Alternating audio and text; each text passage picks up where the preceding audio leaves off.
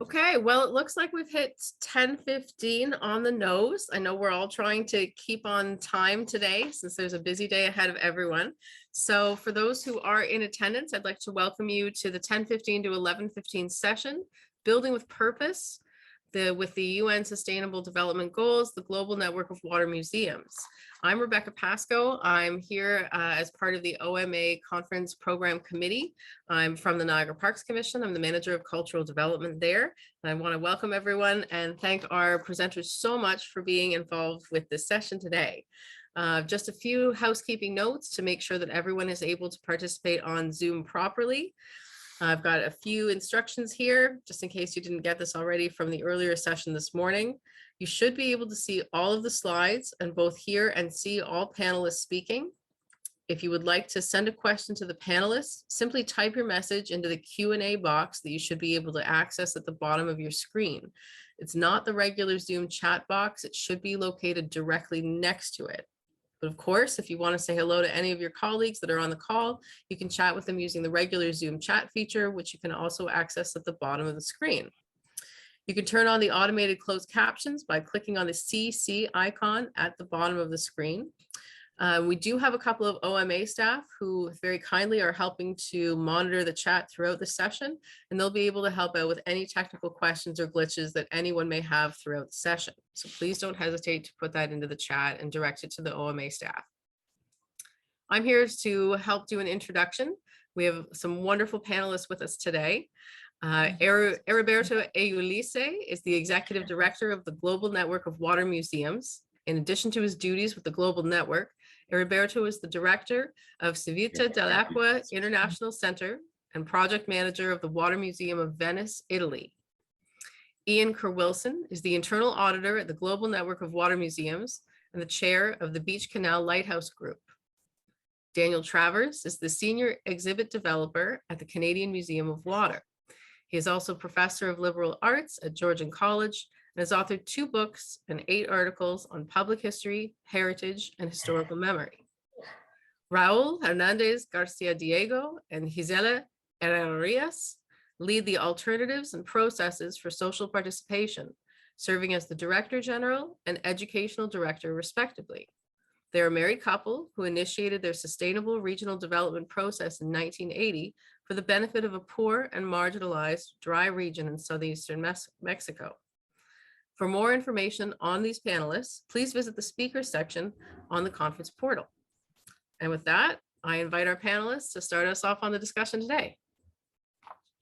Well, yes. Good morning, everyone. Thank you very much for joining us. I'm Ian Kerr-Wilson. Nowadays, I'm the chair of the Beach Canal Lighthouse Group, but up until 2019, I was the manager of heritage resources for the city of Hamilton, which is, as I was coming to the end of my time and before I retired, one of the things I was struggling with at work was how to actually go from a vision and good ideas to actual operation. I mean, everybody has good ideas, even I have good ideas, but how do you actually embed that in your practice? And more than that, how does that vision become your practice, become who you are as a museum? And I was struggling with that as part of the municipal operation in the city. As it happens, as I was coming to grips with that, I came in contact with this organization, which is the Global Network of Water Museums, called WWAMUnet for short, for obvious reasons. And I really became exposed to a group of people who are truly doing this. WWAMUnet is a museum network which is focused on using museum work to further the UN Sustainable Development Goal number 6, which is clean water and sanitation for all, and using museum work to further that and having action plans to further that. And there were people there who were genuinely doing that in their operation. Last month, Heriberto and Raul and Gisela and I were at their most recent conference, and I came away, as usual, incredibly inspired by the people who are doing this. Museums that have asked the question, why do we exist? And the answer was the UN Sustainable Development Goal number 6. As we go forward with this, and I'm just going to be doing the sort of moderation, just encourage people to think about how this could be applied in their work, not just necessarily even Sustainable Development Goal number 6. What about other UN Sustainable Development Goals, like livable cities and clean air? But also imagine that you're not a water museum per se. This isn't really just about science centers and marine museums. It's about water and water heritage. So think about in terms of, suppose you're part of a conservation authority site, or suppose you're a municipal museum or a county museum where water is an issue in your area. So how can this be part of who you are? So with that, I'm going to now turn over the issue of where we came from as an organization, how we came to be. I'm going to turn that over to Heriberto now, and that's the end of my remarks. Heriberto, your time starts now. Thank you so much. Thank you, Jan, for this introduction, and thank you also for the invitation. I'm very grateful to speak on behalf of the Global Network, especially since Canada played really a crucial role to create this Global Network of Water Museums. As I will explain, as I will highlight, this is a flagship initiative of the Intergovernmental Program of UNESCO. And so it was endorsed in 2018 by the member states. And without Canada, possibly today we won't exist. So again, I'm very grateful to Jan and also to the role of Canada for helping, supporting, and creating the Global Network of Water Museum. So I'm going to share also my screen. I hope you can see my screen. Can you see it? Yeah. Okay, thank you. So maybe, well, this slide is not essential for you because we know what are museums. Anyway, I would like to emphasize again that the history of water, we cannot take for granted the history of water. Neither young generation, anyone can take for granted the history of water. And so water museums in principle are any kind of museum that show this history, and very often also the social practices associated to water management. Very often also water museums deal with the cultural landscape related to water, what we call also waterscapes, which are not a natural landscape, but something also created by the activity of man. And so water museums in different perspectives with different point of view try to highlight both natural and cultural heritage related to water in order to make people better understanding the value of water. So we adopted also a broad definition of museums, including not only just the physical museums, but also eco-museums that is based on also methods of public participation museums, extended museums, digital museums, also visitor centers. I can't go into the details of these different definitions, but I take almost for granted that you know what I'm talking about. And definitely whatever kind of exhibition shows the repository of water heritage, both natural and cultural, tangible and intangible heritage, this is a kind of institution that we would like to work in cooperation with. And what we also call water museum. So the first conference of the Global Network was organized in Venice in 2017. Well, the people you see in this picture are the representatives of the Tribunal of Waters of Valencia. This is not a museum, that's a kind of living heritage related to water that still today performs they perform their activities to manage conflicts among different farmers. Well, they are part of our network, and this is just to also give you an idea of how we rely with different concepts related to water heritage. That's something that is more like a living heritage of water. And so with this broad perspective, we made a proposal to UNESCO and in particular to the Intergovernmental Hydrological Program of UNESCO, where also member states are part of this kind of parliament, let's say, where they can vote different resolutions.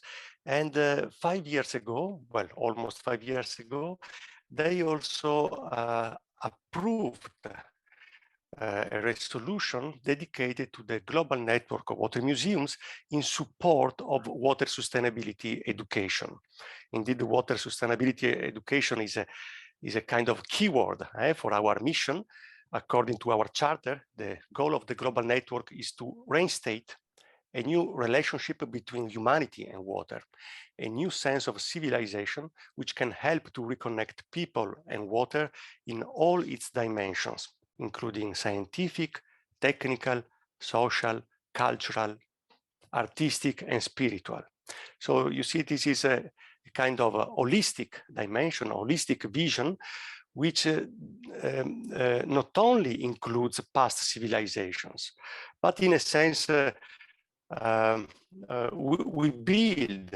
are rooted on past civilizations to create new connections with water, between individuals and water. So it's not only, let's say, a kind of archival perspective, something just related to the past, but our main mission is also to create today new emotional bonds, new emotional connections with water. And definitely the role of museum is the one of involving larger audiences in order to, their potential role is to involve larger audiences. This is an interesting picture in which you see we are in Bali, in Indonesia. This is a sacred fountain, and you see some tourists that are enjoying these sacred waters. What is interesting is that these kind of waters have both tangible and intangible values, and the multifunctional character of waters that we can see through different civilizations worldwide is something that we should try to use to reconnect the people again to this vital element. Well, today we have more than 78, today almost 80 members all over the world in 33 different states, not 32, we have also a new member. And every year there are some 30 million visitors that are visiting the members of the global network of water museums. So the messages that we try to convey through museums are shared, are developed together and also shared among our members. In Marrakesh, we just met for our 4th conference, and there also we discussed about the different perspectives, different projects that we have in common, and different perspectives, different ideas that we have in common, and the projects that we can build together.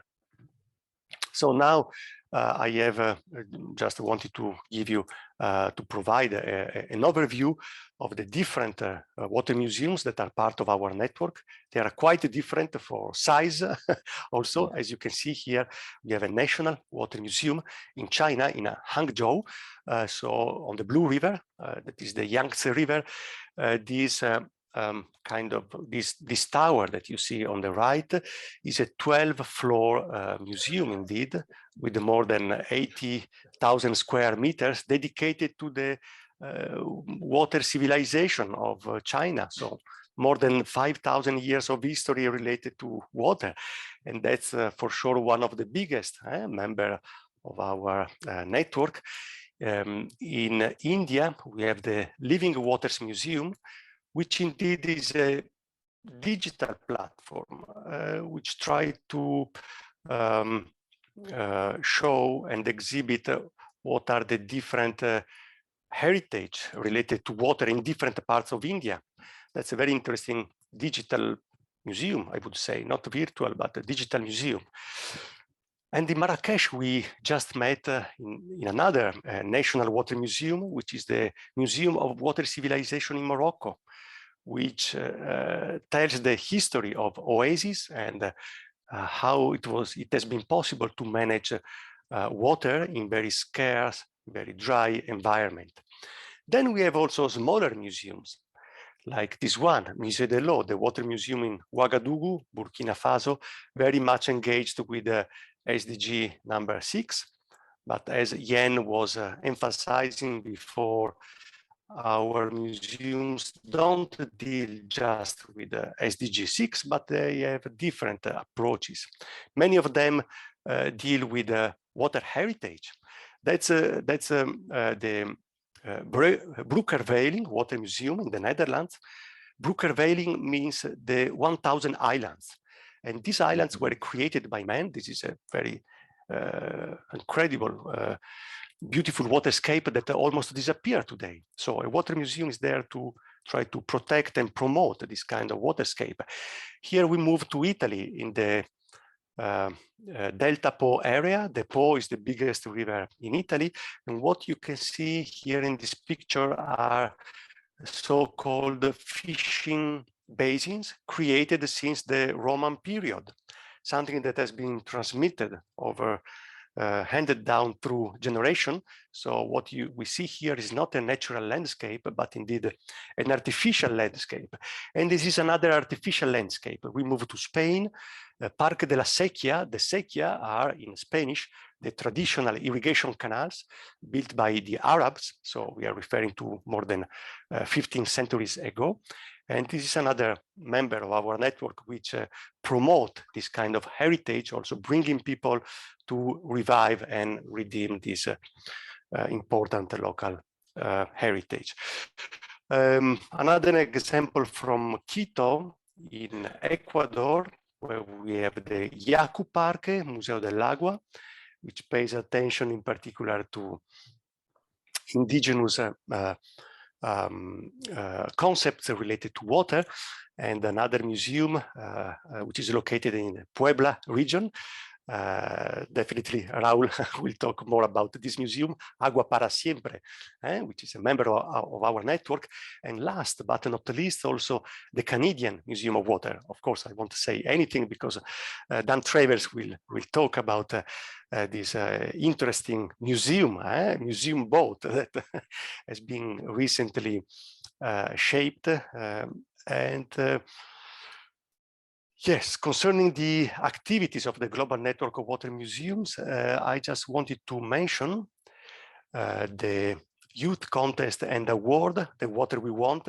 That's a competition that for the moment is just for the members of our network. So every year, the educational activities developed by each museum through drawings, pictures, and other media are a selection of these works are sent to our network, and then we promoted this contest so that the best work, let's say, are going to be awarded each year, including both drawings, pictures, and other media. Another interesting project or exhibition, online exhibition we developed recently is I Remember Water. Again, this digital platform was developed for the moment just with the contributions of our member that send a number of images related to the different heritage they deal with. So if you want to explore more, there are different ways of exploring different heritages worldwide through this collection of images and digital archives managed by our members. So I just wanted to mention the last resolution that was approved, endorsed by UNESCO IHP, which is the resolution stressing the need not only to develop further our global network of water museums, but also to start making an inventory of the different water museums, visitor centers, cultural waterscapes, and so on worldwide. So it was a recommendation of the IHP Council to invite all different member states, basically, to start compiling such an inventory from the regional scale on the different, and not only water museums, but also water heritage, that the most important water heritage that are located in different countries. And also the resolution encourages the member states and the national IHP national committees to support the implementation of such a project. So I won't go into details, but we considered, of course, a wide definition of heritage and museum in order to start making this inventory. We developed already a taxonomy. I'm gonna leap in, Heriberto, and ask you to wrap up if you don't mind, just so we can stay on time. Sorry. Okay. So it's my last slide. Okay. And so through this questionnaire and the link that you see on this slide, we are going to invite now all the national IHP committees to help us to develop such an inventory. Thank you so much. Thank you, Heriberto. I'm sorry to cut you off like that, but we're trying to stay on time. Anyway, I'm now going to turn this over to Gisela and Raul, who have been doing amazing work down in Mexico. And this is where you're going to see some of the practice that Heriberto's been talking about. So I'm going to turn it over to you folks to take it away. Raul and Gisela. Hello? I need someone to stop sharing so I can start. Yes, we can start now. Yeah. Well, we want to thank you very much to Ontario Museums Association and Ian Kerr for his invitation. And we will be shortly talking about the connection between the Sustainable Development Goals that normally they used to say that we, as we are water, we should deal only with objective goal 6. And we will try to prove otherwise, that water being so important, so involving in the life on our planet, that we have to deal with all SDGs.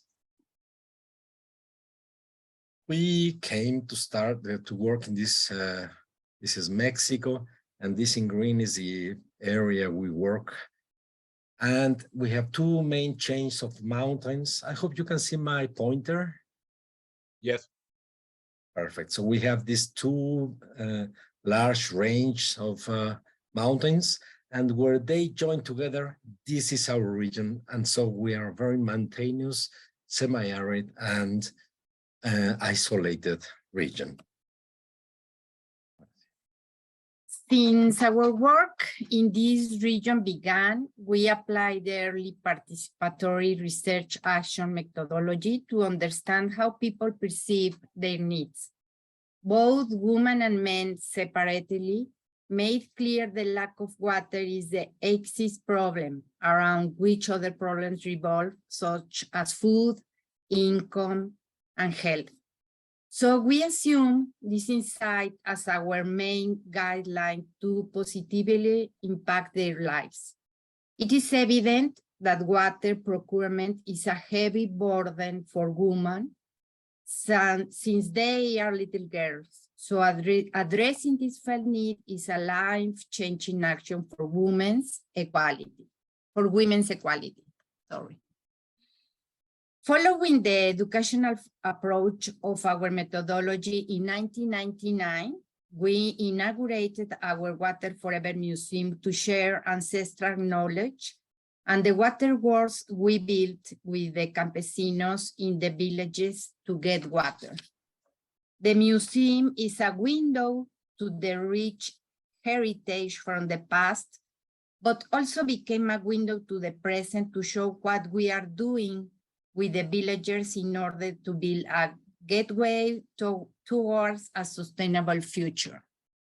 Environment educational must be action-oriented. In our museum, the word that is mostly repeated everywhere is watershed, because we need to understand how the water flows in each watershed and is shared by all the inhabitants and environment in that particular area of the territory. This is the 3D model of our region. We have the very famous Tehuacan Valley, being recognized as the center of origin of agriculture and irrigation in 2018. And this is the mountainous areas we were talking about. This is the kind of waterworks the Popolocan, the ancient Popoloca indigenous people used to build in order to slow the speed of the water running down, in order to stop it and make it silt and infiltrate water. And in each one of these small terraces, they plant this milpa word. This is the new word for today for all of you, is milpa. Milpa means a polycultivation, that instead of planting one maize or whatever, you have at least 10 different plants planted on the same plot, each one serving the other. We take a lot of interest in our museum to understand how the ancients were able to design almost 2,000 years ago complex systems with canals, with dams, and other features. That the main characteristic is that they didn't focus on water, but they understood what we now call the integrated natural resources management, meaning take care of water with soil and the vegetation that goes together with the two of them.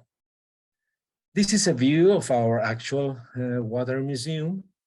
And in every slide, you can see the SDGs that we are contributing through our work.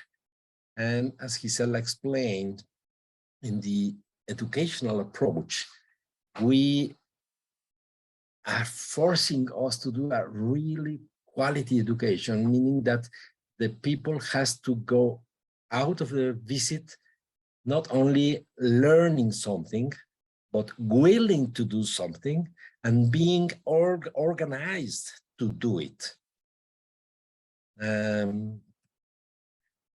This just some slides I won't stop. It's just to show you that in case you want to have it later, you can review carefully. But we are facing the desertification process here, and we are also facing the hurricane chains that we didn't have before, 4 hurricanes online to hit the Caribbean and Mexico.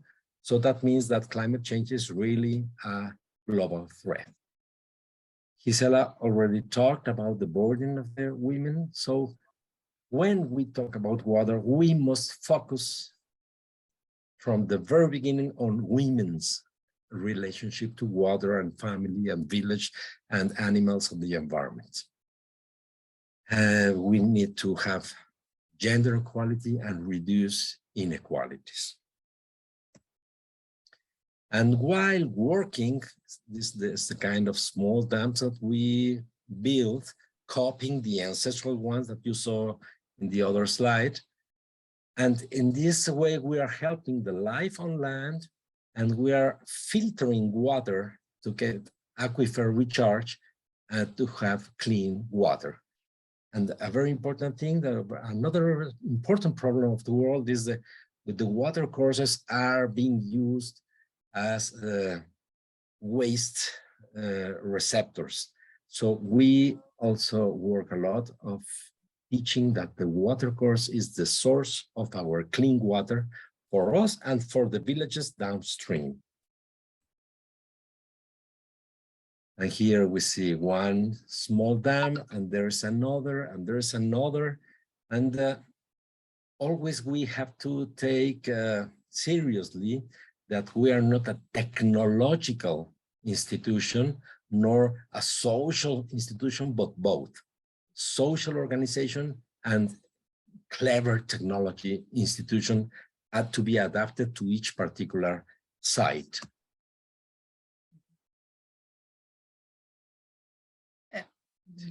Sí. Courses and workshops aim to enrich awareness, to empower organized action. They educate in social organization, technological operation, and environment preservation. This is the one that Heriberto showed. Here's the Leonardo da Vinci crane that Gisela rescued from a history book and put our technological team put it in practice to help build this waterworks. Sorry.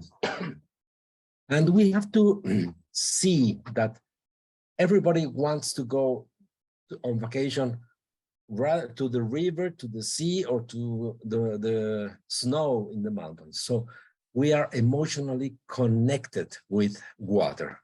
And that's what we have to focus on our work. And this goal 17, partnership for the goals, is just to show how many institutions we need to mobilize through the Water Museum to be able to serve the villages and the environment. In the next two slides, I just want you to catch the figure of this educational action, 2015 educational activities for 245 enriched people. And you see the figure of the curve, how the steep slope of education will become the same steep slope in waterworks, actually being constructed in each isolated village. And so here is the abstract is, if we join together and we make quality education, we will be serving the life on land, and we'll have water, clean water and sanitation, and we will have agriculture, zero hunger, and we will finish the last slide with the health. So along with the, how many minutes do I have? Just to run fast. You have 4 minutes. Okay. In addition to recover the agri-ecological technologies, we also recovered ancient crops. For us, it was clear that if we want to preserve our food heritage, we need to focus on alimentary, culinary, nutritional, but the management of the territory and put in the hand of the historical subject that have been handling and inventing and domesticating all these crops.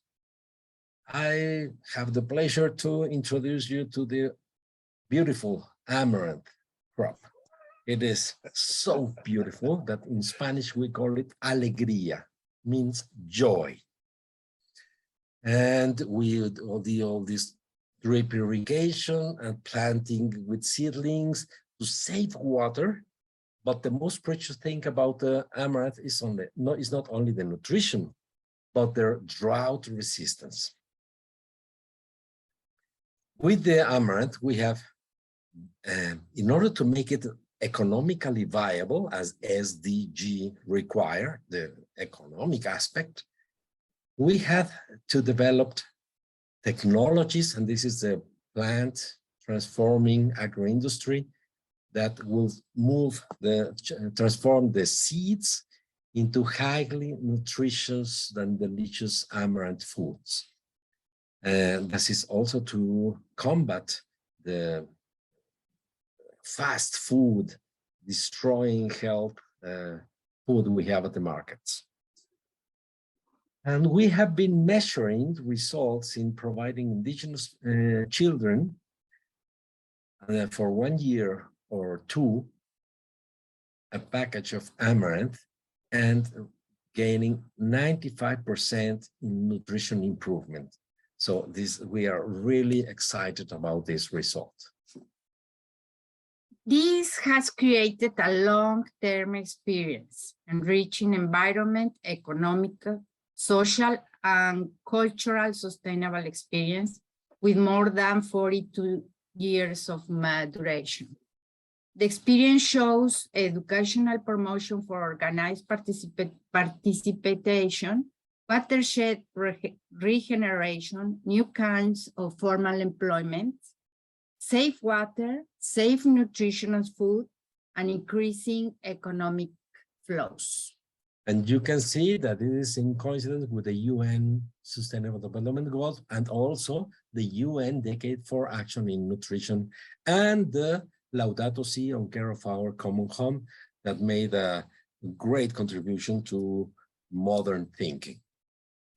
These are all the awards received by these combined programs, but I put it to show that we aim to reach highest, and highest is health.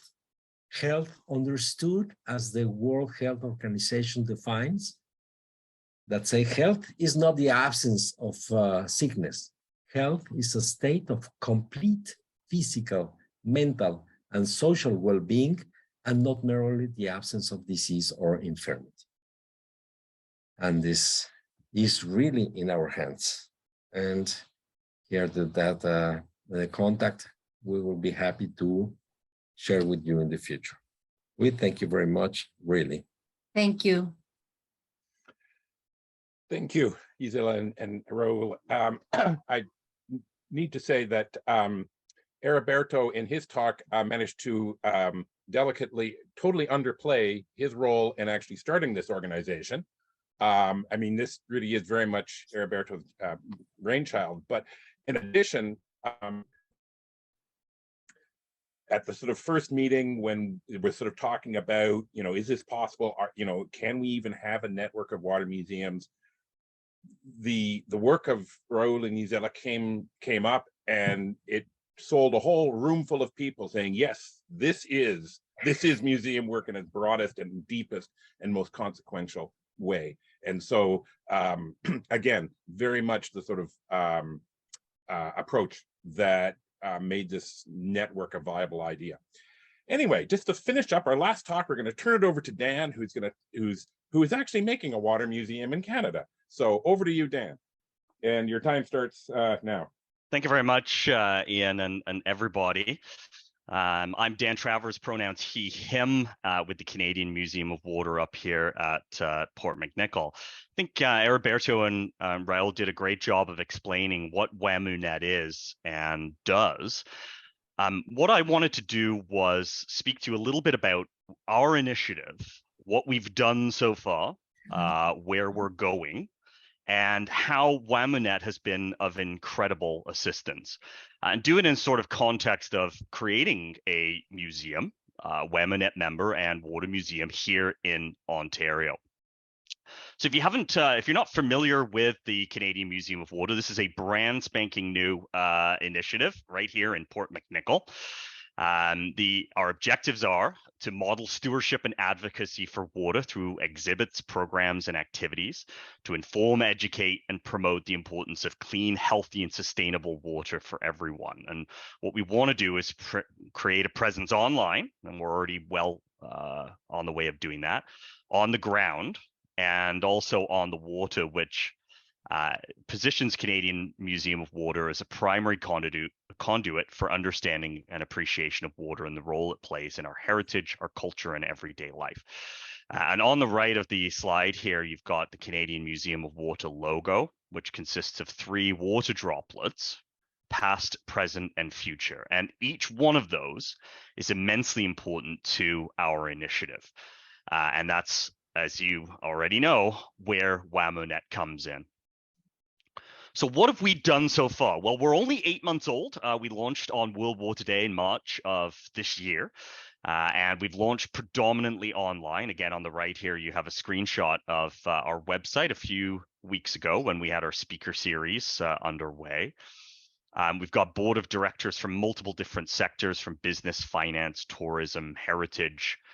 And of course, FNMI input and leadership is a fundamental part of our governance. We've got a couple of exhibits up there already on the website, Steel and Steam, which focuses predominantly on the history of the SS Keewatin. But we're also working on another exhibit, I Am Water, which I'll talk a little bit later. And of course, we're registered, not for profit, and we'll have charity status within the next couple of months. Other than that, our presence on the ground has been predominantly community-based. So we've been working with Tay Camps, for example. We've been creating a speaker series. We've been doing a number of one-day exhibitions, participating in events on the ground here, and some of the already scheduled events in Port McNicoll and the North Simcoe area. Now, a lot of people ask this question: why Port McNicoll? Why the village of Port McNicoll in Ontario? And it is a fair question. So let me answer that before we continue any further. There's a number of reasons why Port McNicoll is the perfect place for a water museum with a Canadian remit. First of which is we have the Deepwater Port. We also have the former CP Rail lands, which is 950 acres of land, which is currently about to be under development. And we're working with a developer there who's from Harbortown Developments to create an educational / institutional space for us, purpose-built space within that 950 acres. We're also prime position at the bottom of the Great Lakes there on Georgian Bay. A storied history, which I'll talk about shortly. We're 20 kilometers away from Elmvale, Ontario, which is commonly understood to have the cleanest water, not just in Canada, not just in North America, but in the entire world. And I've got a link there where that's established to a CBC article that you can, if you have access to these PowerPoint slides, welcome to explore on your own time. And of course, we have the history of the SS Keewatin, the only remaining British-built Edwardian passenger steamship in the world. So let me very briefly break that down.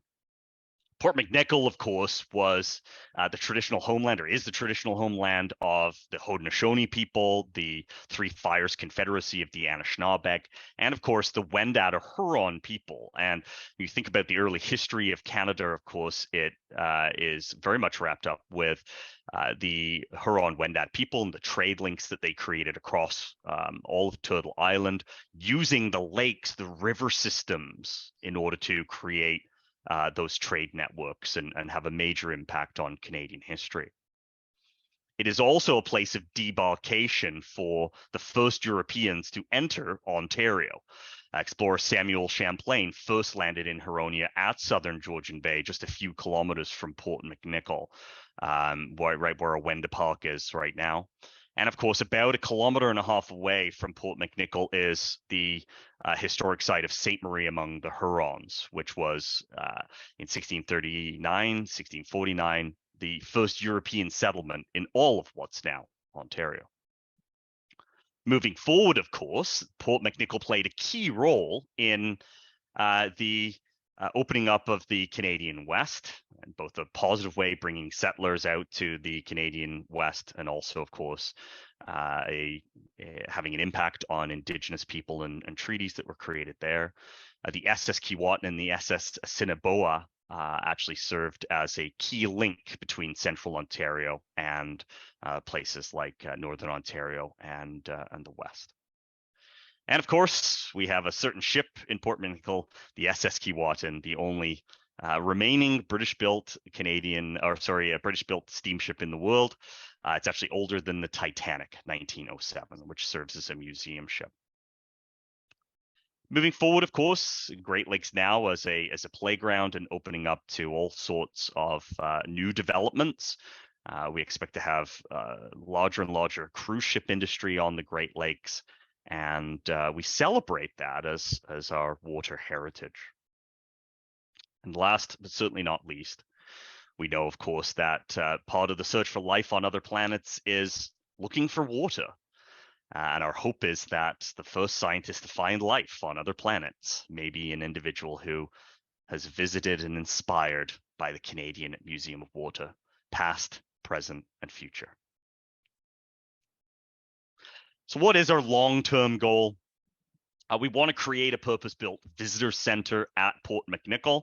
And of course, we've been working with the developer to create that. It'll be a mix of interactive and traditional exhibits. The I Am Water Center is an ambitious project. What we want to do, and we're starting this already with our intellectual property, and that is to create a immersive experience whereby water's human qualities will be ostentated to the visitor. Okay, water's human qualities such as the giver of life, the taker of life, teacher, transportation, sage, keeper of secrets. You think about shipwrecks. And what we hope to do is create a state-of-the-art immersive experience on the site. We've also had incredible discussions with local universities and partnerships with the local college here as well.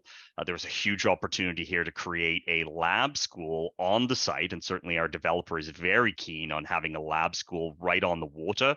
No such site exists on Georgian Bay as it stands, and that's something that we've been working towards.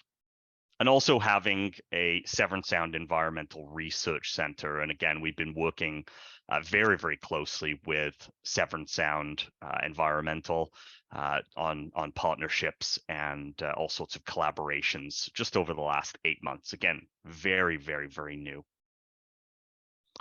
A lot of moving parts to our project, where we're going, what we're doing. And again, you know, we've been around for 8 months at this point. We've had not-for-profit status for about 4 months. So this is an ambitious project, but one that has had incredible support locally, nationally, and through WAMUNET internationally as well.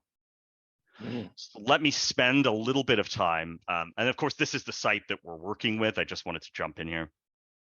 So all of this territory here, if I pull up my laser pointer here, so the land that is under discussion is actually everything here, all the way from Highway 12, all the way up. Okay, the SS Keewatin is in its traditional berth here in the Deepwater Port. Okay, but all the way up to the north here. So lots and lots of area for us to work with the developer. And of course, we're in no rush to create a state-of-the-art center, but one which will have local presence, a national remit, and of course, international presence as well. So let's talk a little bit about how WAMUNET has been so important to us over the last 8 months. So we are an official member of the Canadian Museum, Water Museums Global Network, the only Canadian member so far, or certainly at this moment in time. I understand, Ian, there was a Canadian member a few years ago. Yeah, just me as an individual member, other than you, yeah. And we're very, very proud of that. However, we hope that we can be a bit of a lighthouse, and if you will pardon the terrible pun, and our example can serve to expand WAMUNET into Canada and into North America for sure. And so in many ways, we serve as a bit of an example, a microcosm, if you will, of what a member museum in Canada can look like. And even though we're only 8 months into our project, WAMUNET has provided a number of really important benefits to assist our development. First of all, we're very, very proud of our little water droplet there, Heriberto, on the Water Museums network. And that's also provided a portal for people getting in touch with us and learning a little bit more about our project. I think perhaps the most important benefit of being a WAMUNET member, especially at launch, which was incredible. We got everything together and were able to secure that at launch. It instantly made an impact in the heritage water advocacy and environmental community. people took notice. It's certainly locally, but also nationally as well. And we went from a position where we were reaching out to different organizations to try to build that foundation to a point where organizations were coming to us. So we launched on World Water Day, which was March 22nd. I know that myself and our communications director were checking emails, and we were probably getting about 20 to 30 emails every day asking about the organization, asking about where we're headed, asking how they could help, talking about collaborations and partnerships. So part of that was the interest in water and how important that is to Canadians, but also having that WAMUNET connection raised our profile on a local, national, and international level. And I part of that as well is, our board of directors has a lot of prominent, locally known individuals, but WAMUNET also afforded us a lot of extra credibility. And even, think something like having the WAMUNET logo and the UNESCO logo on the website when people went to search for us really gave us quite a bit of credibility. And that has helped us over the last 8 months to attract partners, to attract investment. And have people and organizations come to us. One of the other big things is that WAMUNET has helped us fulfill the major goals, and that is local engagement, which we're already doing in a significant way, a national remit, being the Canadian Museum of Water, but also a global presence. So membership has allowed us to participate in things such as I Remember Water exhibition and project that Canadian perspective overseas, while also being part of a wider network. Local and national organizations doing projects have also come to us to assist with a larger global exposure. An example of this is very recently the Elmvale groundwater study. So the scientists involved in the Elmvale groundwater study, they're looking for a $4 million investment to do a study on why the water there is so clean.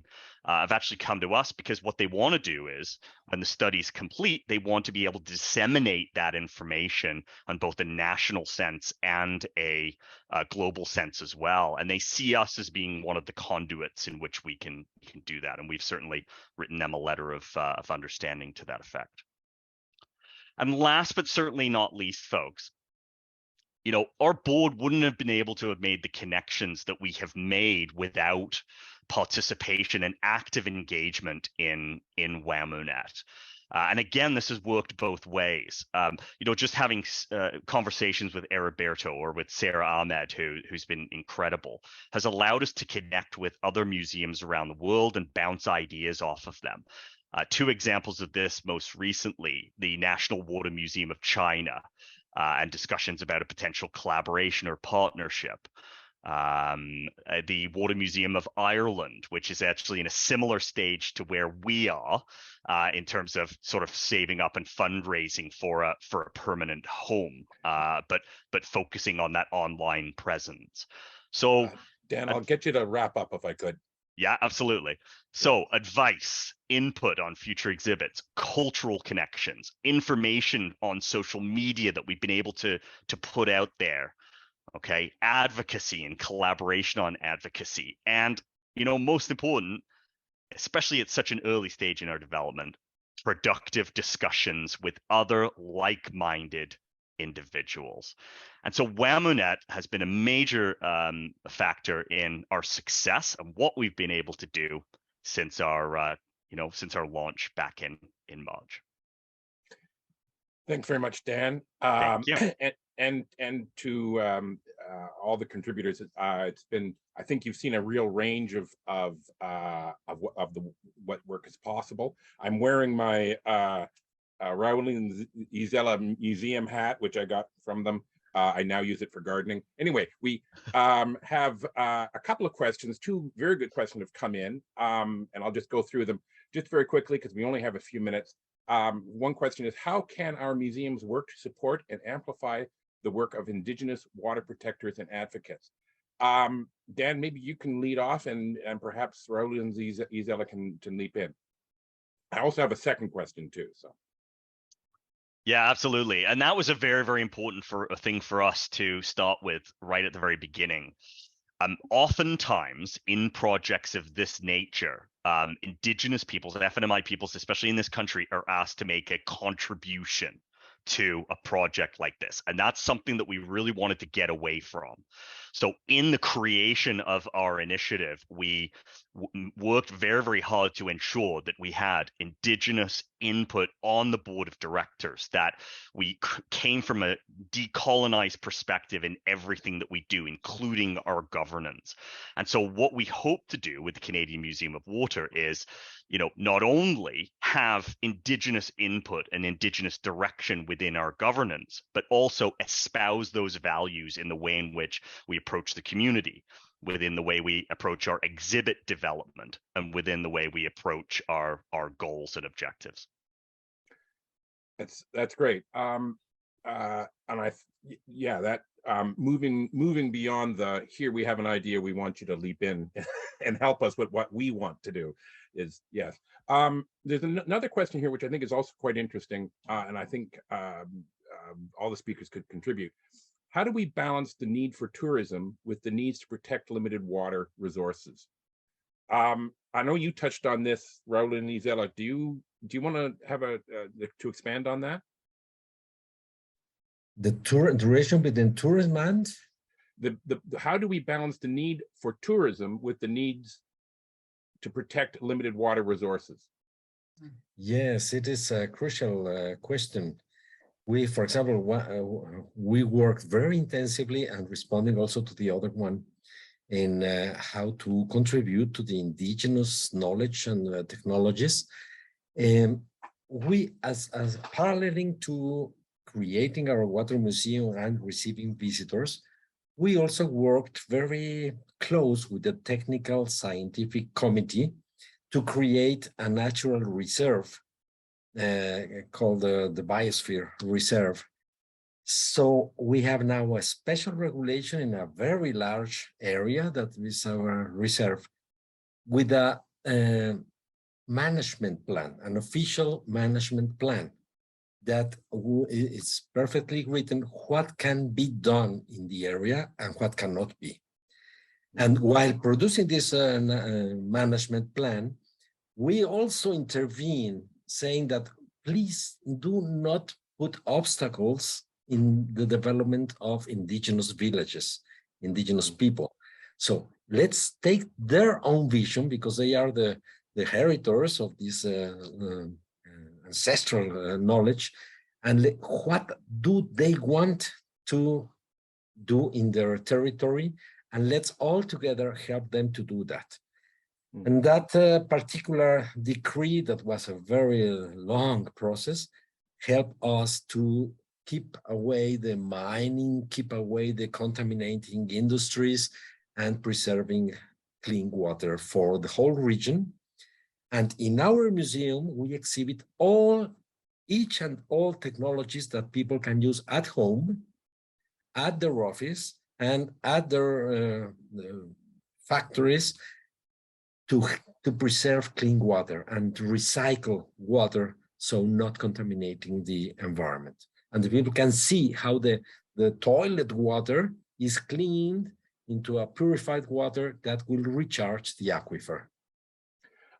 Herbert, I hope maybe you could leap in and talk briefly, because obviously Venice, the issue of tourism versus water scarcity is a big part of what you probably are doing in your other job. Do you have some comments on how to balance tourism and limited water resources? Well, that's a very good question, especially if you consider some cities like Venice, which have kind of exactly this problem. But I would like to say that on the one hand, you should find ways to regulate access to water heritage. On the other, another important balance is to facilitate access to water heritage. So we have, according to the experience of many of our members, also the opposite problem. That is to say, we have to deal with many so-called forgotten waterscapes that have been polluted during the last decades, that were important waterscapes for local communities. And then this is also another important challenge, how to develop sustainable tourism or responsible tourism, what we like to call responsible tourism. That's a delicate issue. And we should take into account both problems, to regulate and to facilitate access. Also, concerning indigenous people, we have been talking with IHP about developing a possible pilot project linking different indigenous communities in different parts of the world to promote the water heritage. Very often we are talking about intangible and non-material water heritage, which is quite difficult to develop, not really with a physical museum. So we have been discussing for a while and also trying to look for potential funds to develop this project. So, yeah. Well, okay, I think we're about out of time. I will only say, Alberto, I certainly hope that the Beach Canal Lighthouse Group will be the second Canadian member, and then for now we have no money. It's just being funded by me right at the immediate Good people. moment. That's even more important. Yeah. Yes, more people. Yes. Anyway, good ones. I think we're out of time, and I thought we were going to get cut off. Are we? I think that's up to the official OMA tech people, but it is probably time for us to wrap up. And it's time for me to offer thanks to everyone who has participated in listening in, offering questions, and of course to all of the amazing panelists here who have contributed their time, their expertise, their research, and all of the wonderful information that's helping us all learn more today. And it's definitely relates so very well to the theme of the conference this year about the changing nature of museums and all the wonderful work everyone's doing. Thank you so much to everyone. It is my work to announce that there is a short break coming up for all panels. Break goes until 11:30. There's a couple of great panels also coming up that we hope you'll be able to join us for. Museum funding as critical practice, or embracing equity, diversity, and inclusion in collections development, a Textile Museum of Canada case study. Please join us at 11:30, panelists and everyone attending. You can find more information about these upcoming panels on the conference portal. So thank you very much for attending. Enjoy the rest of your day. Thanks very much. Thank you. Bye. Thanks. Thank you.